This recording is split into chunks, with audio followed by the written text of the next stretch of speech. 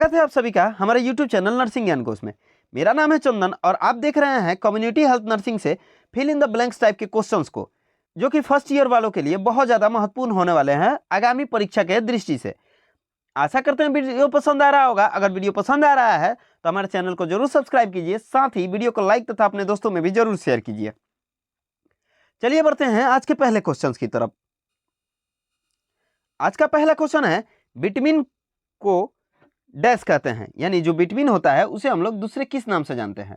ठीक है, जो विटामिन होता है उसका दूसरा नाम बताना है, तो इसे हम लोग प्रोटेक्टिव फूड के नाम से जानते हैं। विटामिन को प्रोटेक्टिव फूड भी बोला जाता है, तो इसका राइट आंसर है प्रोटेक्टिव फूड। अगला क्वेश्चन है, WHO का अंतर्राष्ट्रीय कार्यालय डैश में है। जो WHO ऑर्गेनाइजेशन है, यानी वर्ल्ड हेल्थ ऑर्गेनाइजेशन जो है, उसका इंटरनेशनल जो ऑफिस है वो कहाँ है, तो इसका राइट आंसर है जिनेवा में। WHO का मुख्यालय या अंतर्राष्ट्रीय कार्यालय जिनेवा में है। अगला क्वेश्चन है, ORS का अर्थ डैश है। जो ORS दिया जाता है उसका फुल फॉर्म बताना है, तो ठीक है, तो इसका राइट आंसर है ओरल रिहाइड्रेशन सॉल्यूशन। ORS का full form oral rehydration solution होता है, जो दस्त वगैरह में दिया जाता है। आगे बढ़ते हैं। अगला क्वेश्चन है, अनिवार्य अमीनो एसिड डैश की संख्या में होती है। जो अमीनो एसिड होता है उसकी संख्या कितनी होती है, तो इसका राइट आंसर है 8। अनिवार्य अमीनो एसिड की संख्या 8 होती है, और टोटल जो अमीनो एसिड होते हैं वो लगभग 20 की संख्या में हमारे शरीरों में पाए जाते हैं। अनिवार्य अमीनो एसिड की संख्या 8 होती है और लगभग 20 अमीनो एसिड शरीर में पाए जाते हैं। अगला क्वेश्चन है, भारतीय उपचर्या परिषद की स्थापना डैश में हुई थी। जो INC है उसकी स्थापना कब हुई थी, तो इसका राइट आंसर है 1947 में। इंडियन नर्सिंग काउंसिल की स्थापना 1947 में हुई थी और WHO की स्थापना 1948 में हुई थी। अगला क्वेश्चन है, सभी को स्वास्थ्य सन डैश तक बढ़ाया गया, यानी एक कार्यक्रम बनाया गया था जिसका उद्देश्य था सभी को स्वास्थ्य, वो कब तक बढ़ाया गया था, तो इसका राइट आंसर है 2015 तक। ठीक है, सभी को स्वास्थ्य सन 2015 तक बढ़ाया गया था, इसका राइट आंसर है 2015। आगे बढ़ते हैं। अगला क्वेश्चन है, निर्जीव पदार्थ जो संक्रमण का अवशोषण करने, उसे अपने अंदर रोकने या इसे स्थानांतरित करने में सक्षम होते हैं, उन्हें डैश कहते हैं। यानी उस निर्जीव पदार्थ का नाम बताना है जो संक्रमण का अवशेष करने, उसे अपना अंदर रोकने या इसे स्थानांतरित करने में सक्षम होते हैं, उन्हें क्या कहते हैं, तो उसे हम लोग फोमाइट्स के नाम से जानते हैं। ठीक है, फोमाइट्स नामकर का जो निर्जीव पदार्थ होता है वो संक्रमण को अवशोषण करने के साथ साथ उसे अपने अंदर रोकने तथा उसे स्थानांतरित करने में सक्षम होते हैं। इसका राइट आंसर है फोमाइट्स। अगला क्वेश्चन है, सिलिका युक्त धूल में काम करने से डैश का रोग होता है। जो सिलिका होता है, अगर उसका धूल हमारे शरीर में जाए तो वो कौन सा रोग उत्पन्न कर सकता है, तो इसका राइट आंसर है सिलिकोसिस, जो फेफड़े से संबंधित है। ठीक है, सिलिका युक्त धूल फेफड़ों से संबंधित सिलिकोसिस को उत्पन्न करता है, तो इसका राइट आंसर है सिलिकोसिस। अगला क्वेश्चन है, तार गुड़ यानी जैगरी में लौह और डैश पाया जाता है।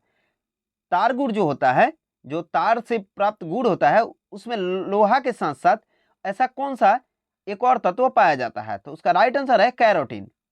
जो जैगरी होता है उसमें आयरन के साथ साथ कैरोटीन भी पाया जाता है। अगला क्वेश्चन है, वातावरण में ऑक्सीजन का भाग डैश होता है। जो वातावरण में ऑक्सीजन का मात्रा होता है वो कितना होता है, तो 78% नाइट्रोजन होता है और 21% अप्रोक्स ऑक्सीजन होता है। ठीक है, तो इसका राइट आंसर है 21% अप्रोक्स। एक्चुअल में 20.96% पाया जाता है, लेकिन हम लोग अप्रोक्स 21% देखते हैं इसको।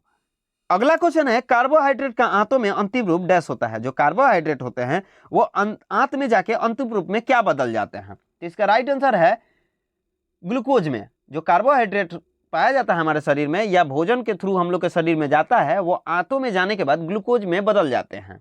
अगला क्वेश्चन है, MCH की फुल फॉर्म डैश होती है। जो MCH है उसका फुल फॉर्म क्या होता है, तो इसे हम लोग मैटरनल एंड चाइल्ड हेल्थ के नाम से जानते हैं। MCH का full form maternal and child health होता है। आगे बढ़ते हैं। अगला क्वेश्चन है, 1 से 3 वर्ष के बच्चों को डैश कहते हैं। जो 1 से 3 साल के बच्चे होते हैं उनको किस नाम से जानते हैं। 0 से 1 साल के बच्चे को शिशु बोलते हैं और 1 से 3 साल के बच्चे को टोडलर के नाम से जानते हैं। 1 से 3 वर्ष के बच्चे को हम लोग टोडलर बोलते हैं। अगला क्वेश्चन है, एक सामुदायिक चिकित्सा केंद्र के अंतर्गत कुल जनसंख्या डैश सम्मिलित होती है। यानी एक सामुदायिक यानी कम्युनिटी हेल्थ सेंटर जो होते हैं वो कितनी की जनसंख्या को वहन करता है, तो मैदानी क्षेत्रों में यह लगभग 1,20,000 की जनसंख्या और पहाड़ी या पठारों या आदिवासी क्षेत्रों में यह लगभग 80,000 की जनसंख्या को कवर करता है। ठीक है, तो इसका राइट आंसर है 80 से 1,20,000 की जनसंख्या को। अगला क्वेश्चन है ICDS प्रोग्राम वर्ष डैश में शुरू हुआ था। जो ICDS प्रोग्राम है वो किस वर्ष में चालू किया गया था? तो इसका राइट आंसर है 1975 में। ICDS प्रोग्राम 1975 में शुरू किया गया था। अगला क्वेश्चन है जीवधारी डैश परजीवी को पोषण देते हैं और उन पर अपना जीवन निर्वाह करते हैं। जो जीवधारी होते हैं वो डैश परजीवी को पोषण देते हैं, यानी ऐसे भी परजीवी होते हैं जिसको वे लोग न्यूट्रिशन का देने का कार्य करते हैं और उन्हीं पर अपना जीवन निर्वाह करते हैं। तो इसका राइट आंसर है स्वाहभोजी। स्वाहभोजी जो परजीवी होते हैं वो जीवधारी द्वारा अपना भोजन प्राप्त करते हैं और अपना जीवन निर्वाह करते हैं।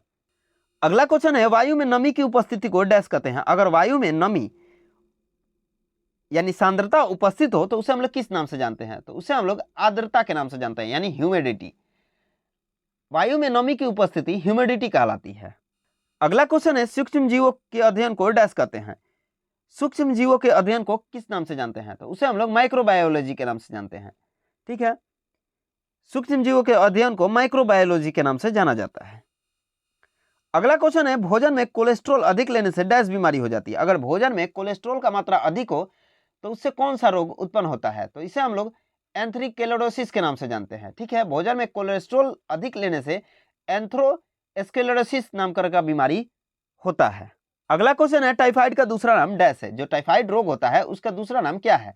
तो इसे हम लोग एंटेरिक फीवर के नाम से जानते हैं। ठीक है, टाइफाइड का दूसरा नाम एंटेरिक फीवर होता है। आगे बढ़ते हैं। अगला क्वेश्चन है 0 से 1 वर्ष के बच्चे को डैश कहते हैं। 0 से 1 साल के बच्चे होते हैं उसको किस नाम से जानते हैं? अभी हम लोगों ने देखा 1 से 3 साल के बच्चे को किस नाम से जानते हैं। अभी का क्वेश्चन है 0 से 1 साल के बच्चे को किस नाम से जानते हैं? तो 0 से 1 साल के बच्चे को शिशु या इन्फेंट के नाम से जाना जाता है। 0 से 1 साल के बच्चे को इन्फेंट बोला जाता है। तो इसका राइट आंसर है इन्फेंट। अगला क्वेश्चन है जीवाणुओं के अध्ययन को डैश कहते हैं, यानी बैक्टीरिया के अध्ययन को किस नाम से जानते हैं? राइट आंसर है बैक्टीरियोलॉजी। ठीक है, बैक्टीरिया के अध्ययन को बैक्टीरियोलॉजी के नाम से जाना जाता है। अगला क्वेश्चन है डैश एसिड फास्ट बेसिलाई है, यानी कौन सा एसिड फास्ट बेसिलाई होता है? तो इसका राइट आंसर है माइबैक्टीरियम ट्यूबरकुलाई। ठीक है, माइबैक्टीरियम ट्यूबरकुलाई या ट्यूबरकुलोसिस एसिड फास्ट बेसिलाई होता है। जो अगला क्वेश्चन है 1 ग्राम कार्बोहाइड्रेट में डैश कैलोरी पाई जाती है। अगर 1 ग्राम कार्बोहाइड्रेट लिया जाए तो उसमें कितनी कैलोरी ऊर्जा प्राप्त होती है? तो इसका राइट आंसर है 4 कैलोरी। 1 ग्राम कार्बोहाइड्रेट में 4 कैलोरी ऊर्जा मिलती है। अगला क्वेश्चन है कोल्ड चेन में तापमान डैश से डैश रखा जाता है। जो कोल्ड चेन होता है उसमें तापमान को कितना रखना चाहिए? तो इसका राइट आंसर है 20 डिग्री से 8 डिग्री सेंटीग्रेड तक। ठीक है, कोल्ड चेन में तापमान 20 डिग्री से 8 डिग्री सेंटीग्रेड तक रखा जाता है। आज के लिए बस इतना ही। आशा करते हैं वीडियो पसंद आया होगा। अगर वीडियो पसंद आया है तो हमारे चैनल को जरूर सब्सक्राइब कीजिए, साथ ही वीडियो को लाइक तथा अपने दोस्तों में भी जरूर शेयर कीजिए। अगर आप इस वीडियो से संबंधित पीडीएफ को देखना चाहते हैं तो हमारे डिस्क्रिप्शन बॉक्स में लिंक मौजूद है, जिस पे आप टैप करके पीडीएफ को देख सकते हैं। मिलते हैं नेक्स्ट वीडियो में, तब तक के लिए धन्यवाद।